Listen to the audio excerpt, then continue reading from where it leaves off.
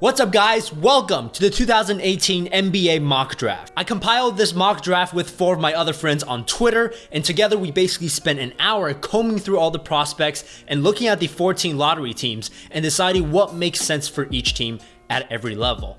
Also, a point of clarification is that this mock draft is not who we think they should draft, but more so who we think these teams will draft. So that's it for this mock draft, but before we get into it, I want to give a massive shout out to SeatGeek for sponsoring this video. You guys probably know what SeatGeek is by now anyways. SeatGeek is an app where you can buy tickets. Now these are tickets for sporting events and also for concerts and any other sort of large scale event that you might want to go to. It's an app that you can download on your phone. You can comb through the app. You can see all the different prices with different seats. You can compare prices. It gives you a preview of each seat before you buy it, so you know exactly what you're buying it. That part actually is probably my favorite aspect of it. Because before SeatGeek, when you would go to an NBA game and you would try to pick out a seat, you kind of didn't really know what exactly it would look like from your perspective. You could guess, but with SeatGeek, it actually just shows you a picture. If that sounds interesting to you, download SeatGeek right now. You can use my promo code MDJ for $20 off of your first purchase. And now I bring you the 2018 mock draft. With the number 1 overall pick, the Phoenix Suns select DeAndre Ayton. All signs and rumors point to the Suns drafting DeAndre Ayton, who they've undoubtedly scouted thoroughly given the close distance between the Suns and the University of Arizona. Ayton is a 7'1", 250-pound center who played at Arizona this past season, where he averaged 20 points, 11.6 rebounds, shot 61% from the field, 34% from 3, and 73% from the free throw line. Despite the lack of three-point attempts and low percentage, with more repetitions, Ayton should be able to develop a consistent shot from beyond the arc.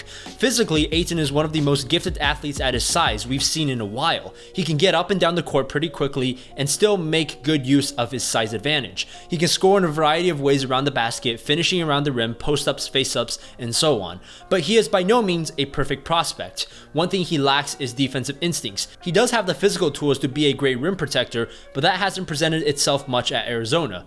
Additionally, Ayton has hinted at the idea that he would like to play some power forward in the NBA, which might not be a great idea, seeing as he does not possess the necessary lateral quickness to defend NBA guards. Regardless, the physical tools are there, and with a stricter system in place, his defense can expect to improve. With the 2nd overall pick, the Sacremento Kings select Luka Doncic. Luka Doncic is widely considered to be the best European draft prospect in history. A 6'6", 6'7" guard with great ball handling skills, Doncic demonstrates his versatile offensive skill sets in Europe.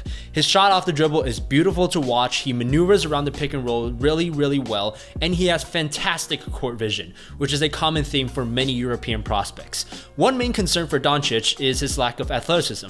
In the NBA, he'll be about an average athlete in most aspects, and he'll struggle creating space from more athletic defenders. The Kings, however, would be crazy not to take Doncic at this spot if he is in fact available. They need players with high ceilings, as well as the shooting that Doncic provides. With the 3rd overall pick, the Atlanta Hawks select Jaren Jackson Jr. Jackson is arguably the best defensive player in this draft. He's shown the potential to be an elite rim protector at the next level. 3.2 block shots per game at just 21 minutes is a very impressive stat that jumps off the page. But what's really impressive is also his ability to guard several positions because of his quickness.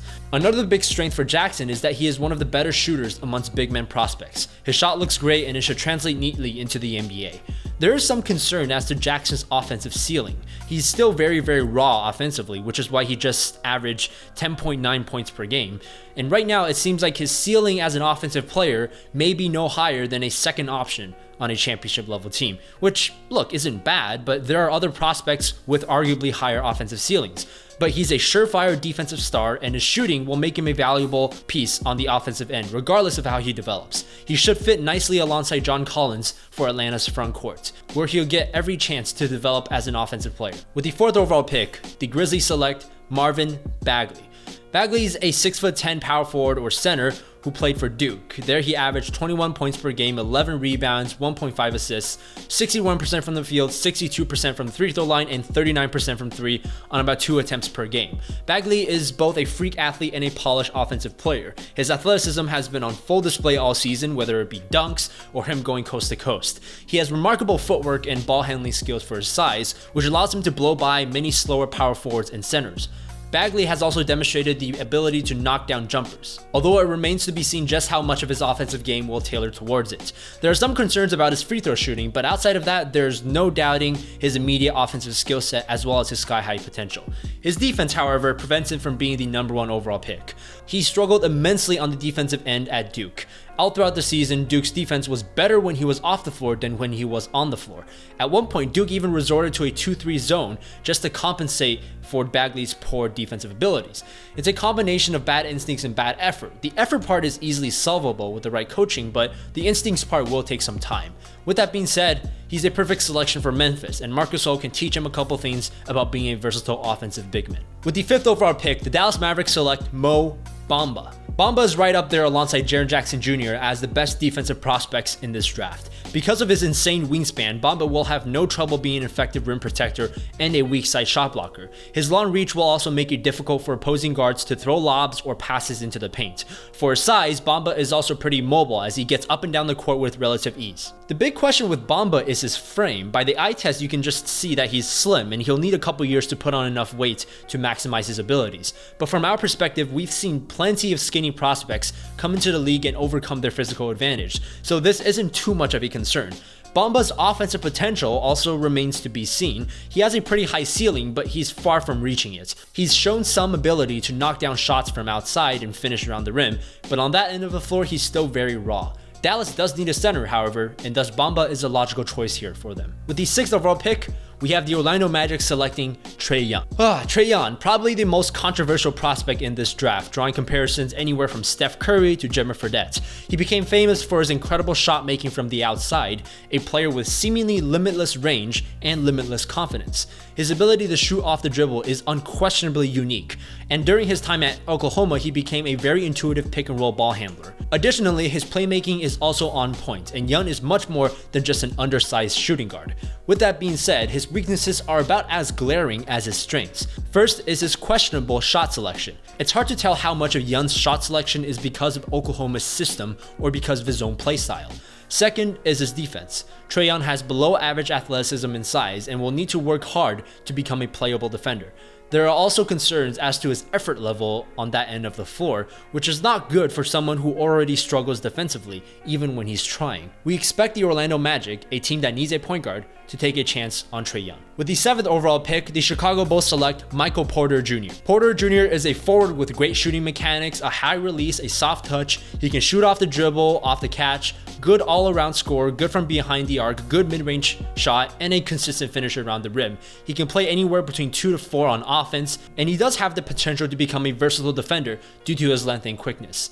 However, his lack of ball handling skills prevents him from getting to the rim or creating space against better defenders. At times, he showed suspect shot selection throughout high school and in college, and he isn't much of a playmaker. The other thing is that if not for his injury, Michael Porter Jr. would have easily been a top 3 prospect, and there is concern as to how much this injury will affect him moving forward.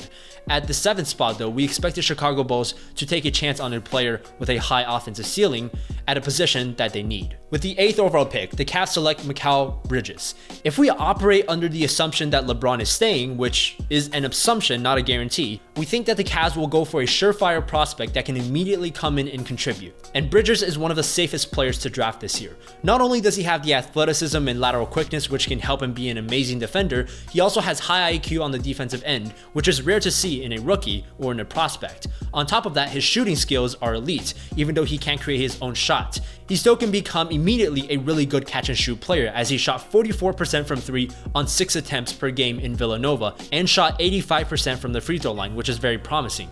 Overall, Bridges is a fantastic prospect with his shooting and defensive prowess, and has the ability to guard multiple positions defensively. Though he doesn't have the superstar potential like some others, Cleveland will make good use of his abilities immediately. With the 9th pick, the New York Knicks select Wendell Carter. Wendell Carter has excellent basketball IQ as a big man and has shown a developing passing ability. Physically, he has the weight and the wingspan to help him keep up with other centers and rebound very effectively on both ends of the floor. He also has shown the abilities to shoot the 3-ball and isn't a liability as a shooter, shooting 41% from 3 in college and a decent 74% from the free throw line. In New York, he has a chance to thrive as an inside rebounder and as a versatile second or third option, playing the 5 with Kristaps Porzingis. One problem with his game though is his inability to guard the perimeter, which may be a red flag at this stage of his career in this NBA, but overall he's a solid prospect with lots of strengths, and New York could solidify their frontcourt of the future by drafting him. With the 10th overall pick, the Sixers select Miles Bridges. Miles Bridges is most known for his high-flying dunks. The one thing that isn't in question for him is that he can really jump. But outside of this, there are many questions. Bridges has an average three-point shot shooting around 37% from 3 and could potentially struggle with a longer three-point line. Additionally, there are many questions as to whether or not Miles Bridges will ever develop a good off-the-dribble game. His athleticism gives him a huge advantage slashing to the rim, but he has yet to show a consistent pull-up jumper to counteract opposing defenses. Regardless, the potential is there, and the Sixers need more wing players coming off their bench. Bridges can provide solid production, especially if he nails out that jumper for Philadelphia. With the 11th overall pick, the Charlotte Hornets select Kevin Knox. The 19-year-old small forward from Kentucky averaged 15.5 points, 5 rebounds, and has a lot of youth on his side. He's a very well-rounded player, but doesn't seem to have a particularly great skill yet. He primarily played small forward at Kentucky, but we could see him gradually move to the power forward position in the NBA.